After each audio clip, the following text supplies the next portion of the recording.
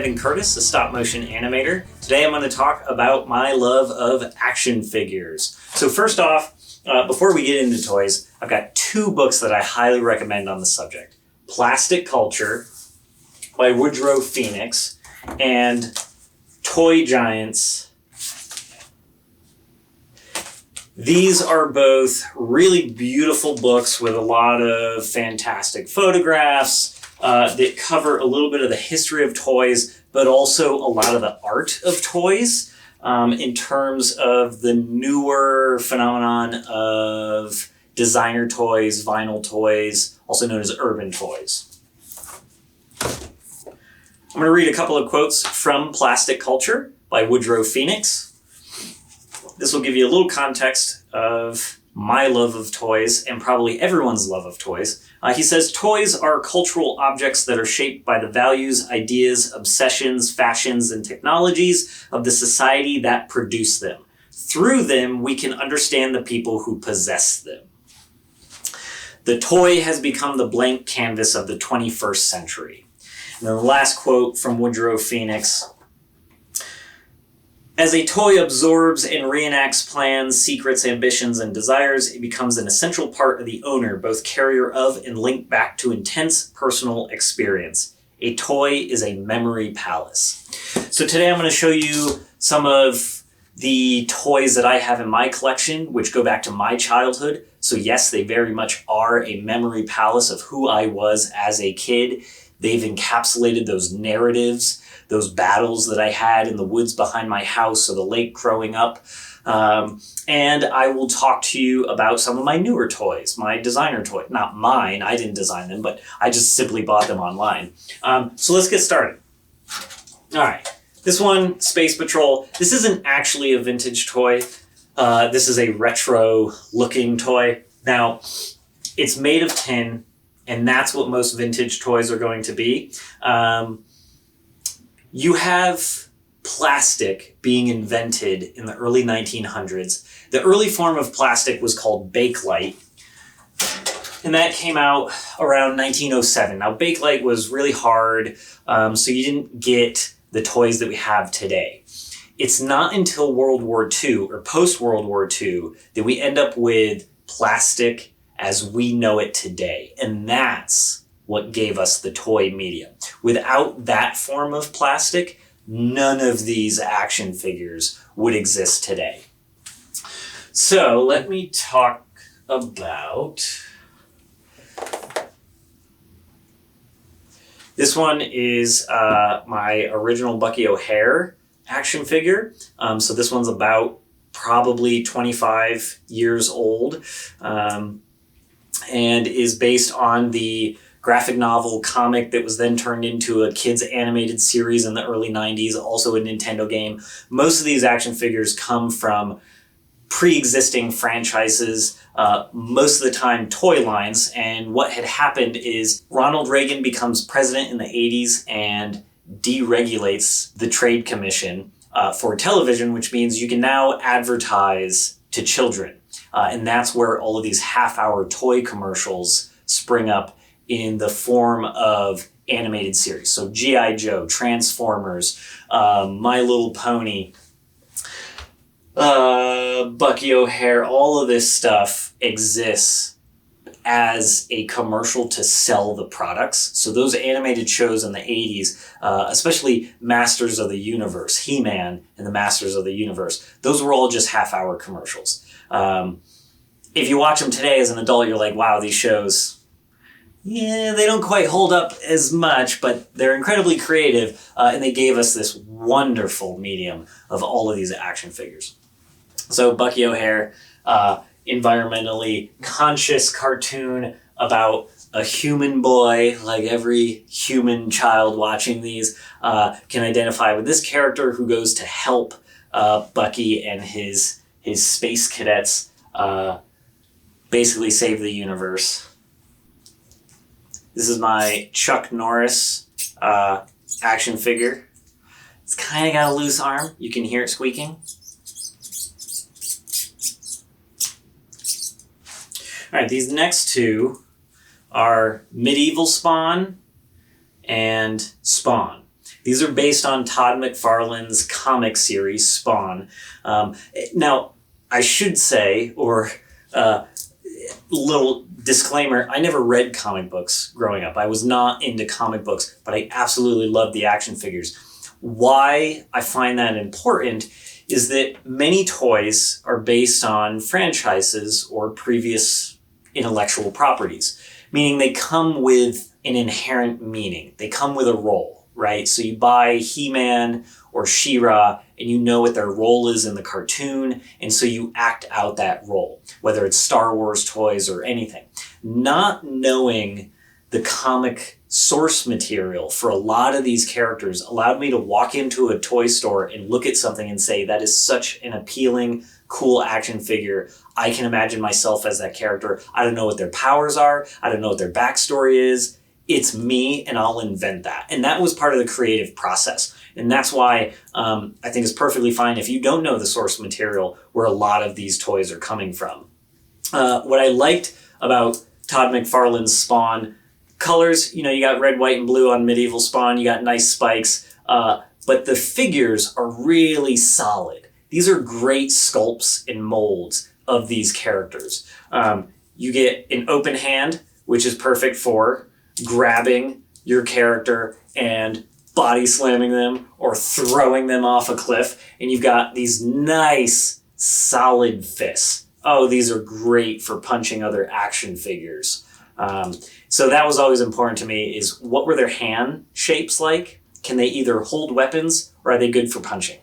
And as you can see, this is early 90s, so the articulation is actually quite minimal. You get just the shoulder joint, knee, and leg joint. So 5 points of articulation, 5 points of articulation. These are Spawn. These are my original childhood Spawn figures from the 90s, so these are close to 23 years old right now. As I mentioned, the Spawn figures only had 5 points of articulation. What you see in toys today is a lot more points of articulation. They're highly articulated, which also means they're great for animation, stop motion, like what I do. These are Raptor Toys from a series called Beasts of the Mesozoic. Now, what's really cool is that in the 90s and even early 2000s, to have an action figure or toy out there, you had to be a major studio like Hasbro, Mattel, Lego, any of those big players that you see or saw in Toys R Us.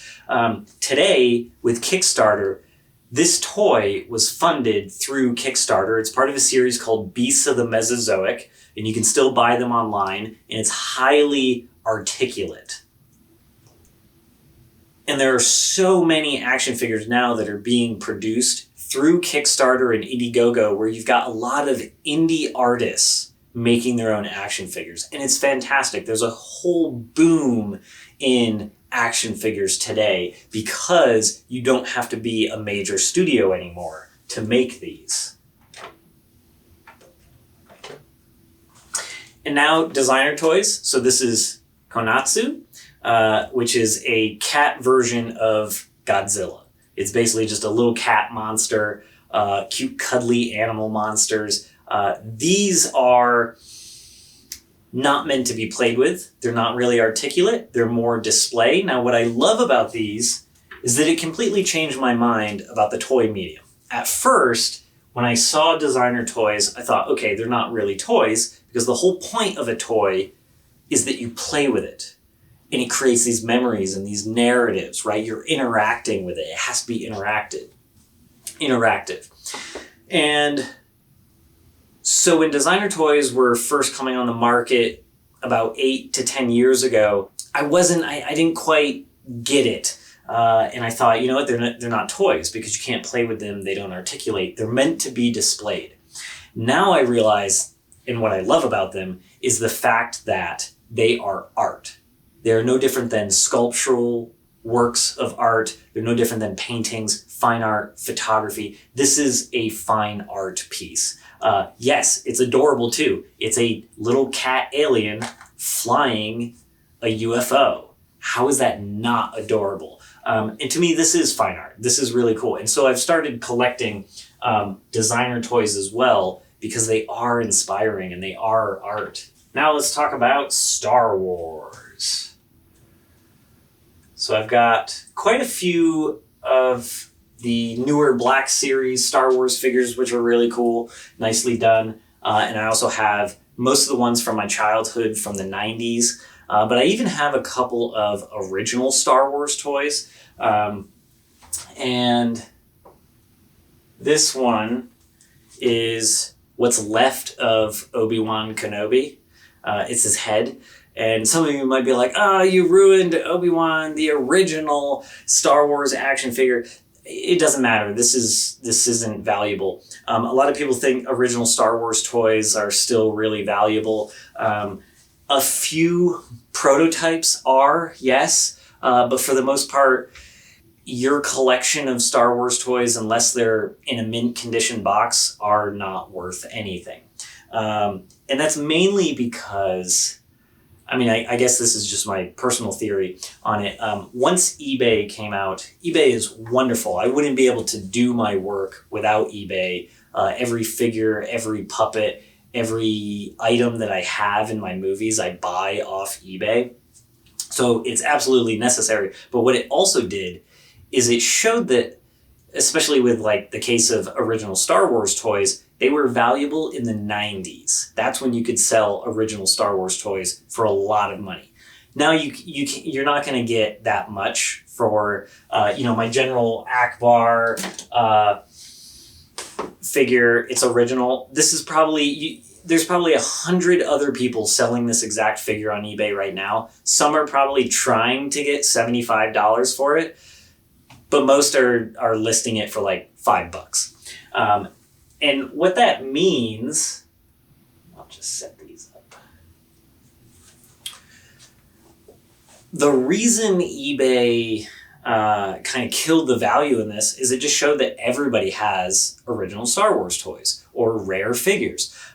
So when there's 30 people selling the same figure, it drops the price. It's no longer rare. So you're not going to get the same amount of money that you would have 15 to 20 years ago for the same figure. And that's just because everyone now has them on eBay. So here's Obi-Wan's head. I don't care that it's worthless at this point. Let's see if we can get a close-up of that.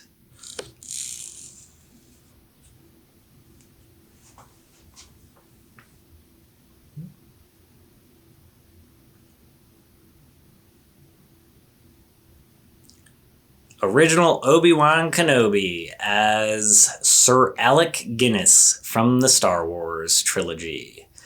I only have the head left. I don't know what happened to the body. Lots of original Star Wars figures have been lost in my backyard. They are lost forever, unless someone digs them up, which would be a really cool find if you found a bunch of original Star Wars toys buried in your backyard. That'd be pretty cool.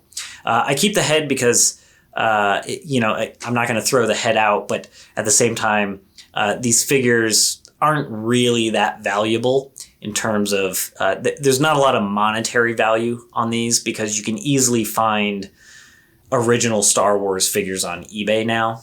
So the idea that this was a ruined figure doesn't really bother me because I'd probably only be able to get $5 for it on eBay anyway. All right, next up, as you can see behind me, I'm a huge fan of the original Planet of the Apes from 1968 with Charlton Heston. I have my original VHS copy of the movie. This is the first time I ever saw it, and I have my mother to thank for that because growing up, I watched a lot of The Simpsons, which references Planet of the Apes, so I used to quote some of these references, and one day my mom said, "Oh, that's from Planet of the Apes. Have you ever seen that movie?" And I was like, "No." And she goes, "You haven't seen Planet of the Apes?" So we went out and got this at the local store, and I've had this copy ever since. The first time I saw it would have been 6th grade, so 1997. So yeah, this tape is close to 25 years old. So I still keep that around. But I do have a couple of Planet of the Apes action figures. These are not the original ones that were released after the movie in the 60s and 70s. These are by Sideshow Collectibles. This is, of course, Dr. Zaius. And I've had this figure since 2006, so almost 14 years, along with a few others. So that's my love of Planet of the Apes. I was never really into Transformers, so I don't have a lot of Transformers, but I do have this one, which I always thought was a Transformer, but it turns out it's actually from a kind of knockoff series called Rock Lords, I believe. Their power is that they transform. Well, I guess they don't transform because they're a different series. They change into rocks. Kind of cool, kind of not cool, because I don't know what you do as a rock. I guess you just hide. If the bad guy's chasing you, you turn into a rock and hide. Yeah, not quite sure why they thought changing into rocks would be cool. I guess the only cool idea behind it is that rocks last for millions of years, so I suppose you could change into a rock and then witness evolution taking place or something like the planet's future. That would be really cool. But I'm pretty sure the show is not about that. Let's get a close-up of this Rock Lord.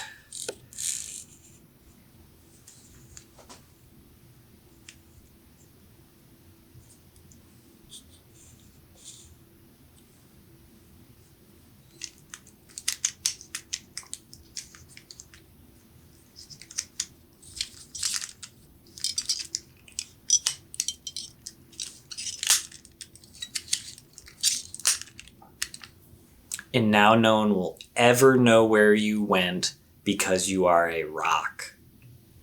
And then they walk by and bam! Change back into your robot alien form.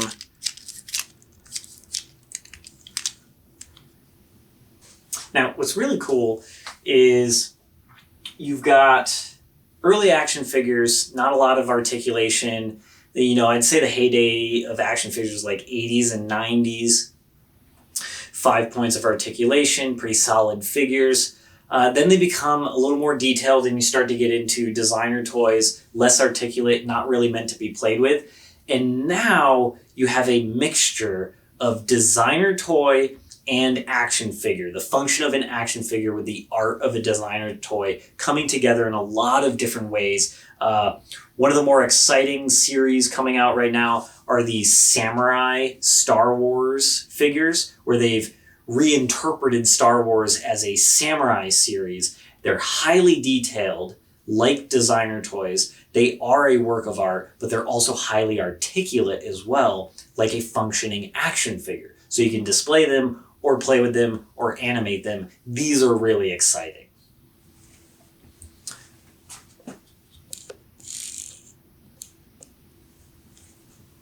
And not only are they reinterpreting the Star Wars series figures as samurai, but they're also doing this with classic Marvel characters as well.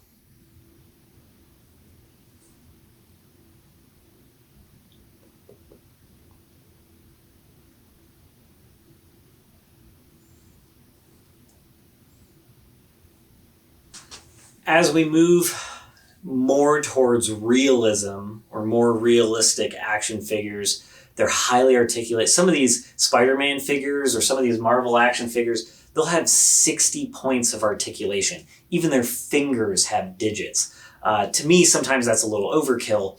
And what it shows is like, yes, those toys are really cool, but as a kid with an imagination, you don't need more points of articulation. And I think some of the most imaginative toys, and some of my favorites still to this day, are the Battle Beast figures. These are roughly an inch tall, and they only have 2 points of articulation, which is their arms move up and down.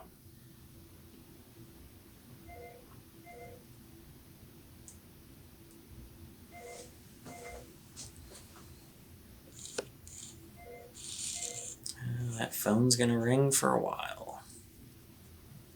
All right. So these are Battle Beast. They unfortunately didn't end up with an animated series, but I feel like these are some of the most imaginative, highly creative toys and concepts out there.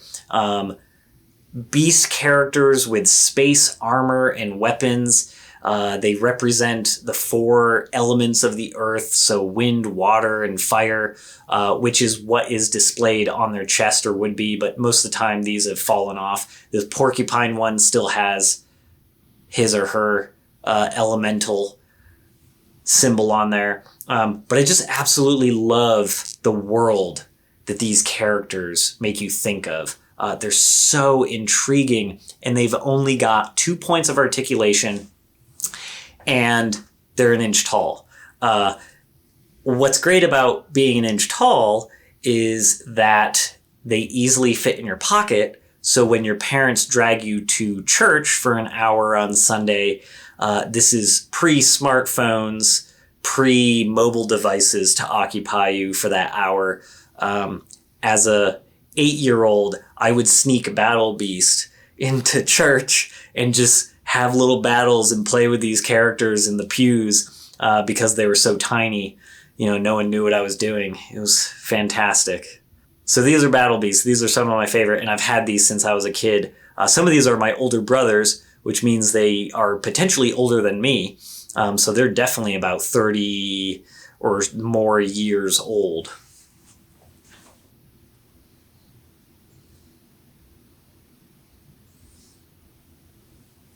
Should I do the Jaws theme? Let's see. Dun dun dun dun dun dun dun dun dun dun dun dun. Okay, that was. This is the shark that I used in my stop motion film, The Dream of Or Magi. This is a shark that I've had as a kid. Does not have a date on it. They still make these, like this same model of shark you can find everywhere. It's such a universally appealing, terrifying shark. And what's great about it, what I love about it, is that it has an open mouth, meaning it can physically eat your action figures. So when you're playing in the bathtub, and this is where I would use this shark mostly, is whether I was swimming or if I was in the bathtub, the G.I. Joes, the Battle Beast figures, they would all get eaten by this shark. Of course, then you'd have difficulty trying to get them out, and you need to use pliers. The teeth are actually pretty sharp as well. The color, fantastic color on this, terrifying shark. So this is the Magi that appears in The Dream of Or Magi, that appears as my talking shark muse in that film. So this little spaceman or spacewoman, space astronaut. This little astronaut is another figure I've had since childhood. I do not know its name. I know I looked up where it was from once, but it didn't really make a big difference to me. What I loved is the simplicity in the design and how creative that is. Because it's so basic, as a kid, I was able to imagine whatever I wanted with this character. And again, it kind of goes back to not knowing the source material as being beneficial to a child's imagination, because then they just invent whatever they want with these characters. And I've always been fascinated with space, as most kids are. One of the first things I ever wanted to be was an astronaut. But at that time, I had no idea how to become one. No one's like, oh yeah, you go to astronaut school. It's like, no, you join the Air Force or the Navy and then do years of training. So instead, I became a stop motion artist and just made films with astronauts. So this is one of my earliest astronaut figures that, of course, leads to a more detailed astronaut figure that I end up using in my stop motion film, Snowdicius. And yes, Snowdicius is missing a leg. And that's primarily because when I was filming in upstate New York, it was negative 10 degrees. The first shot I started filming, the first day of filming or first night of filming, it was negative 10 degrees and his leg just snapped right off. So I had to put a little bit of silly putty or clay there so that I could just take his severed leg and put it back in there, stick him in the snow, take my frames, move them. But that's how I was able to make Snowdicius, even though his leg was broken.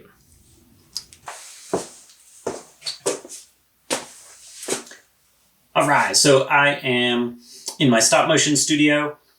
This die-cast Oldsmobile Tornado is for a Carface music video that I'm currently working on for a local band in Grand Junction. But what I wanted to show today is a new toy that I just got. So I have not opened this box yet, called Bodyguard Knights.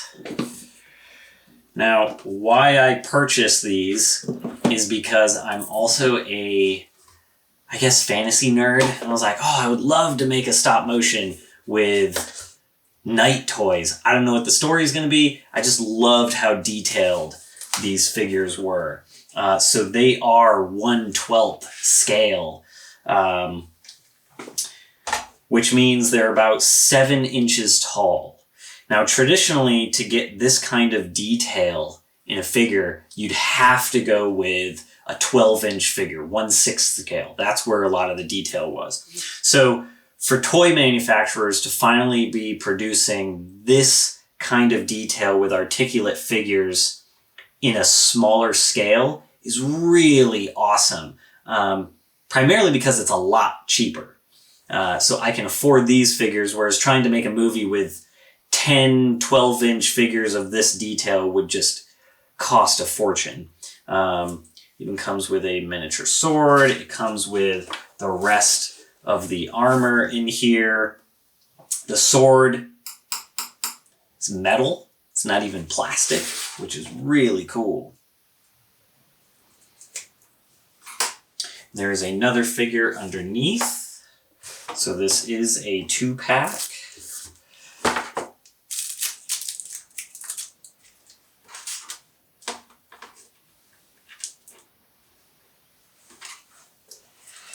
You've even got different armored hands. There's 2, 4, 6, 8, 10 different hand shapes. And that's so you can swap them out to have open hands, fists, or hands to be holding a weapon. This is really cool. Shield.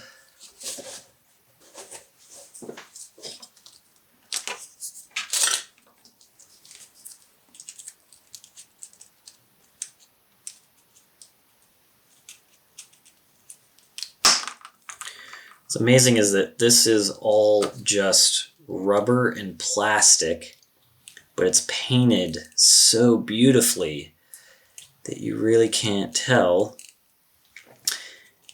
And if I end up making a film with these figures, you know, once I put sound design in there of clanking and clashing metal and swords, you would never think, oh, that's just miniature rubber and plastic. The sound design is really what's going to help sell that these are actual knights with heavy 100-pound armor swinging heavy weapons at each other. So these are the Bodyguard Knights. 6 inches tall, 1/18 scale, heavily detailed and articulate. This is a combination of plastic, rubber, and there's even fabric underneath. Like, these knights have clothes on, as you can see back here. It has fabric that kind of resembles chainmail. Just so much detail in such smaller figures, and that's what's really cool that's going on in the toy industry right now. It's just getting what used to be reserved for larger scale statues and figurines that were really expensive. Now all of that detail and articulation is downsizing to more affordable toys like these. So that was an unboxing video. Now the exciting boxing video where we put the toys away and shelve them for months on end until we forget that we have them. And then we're like, oh yeah, we spent a lot of money on those. Let's put them on a shelf. Or in this case, eventually I will make a film of these.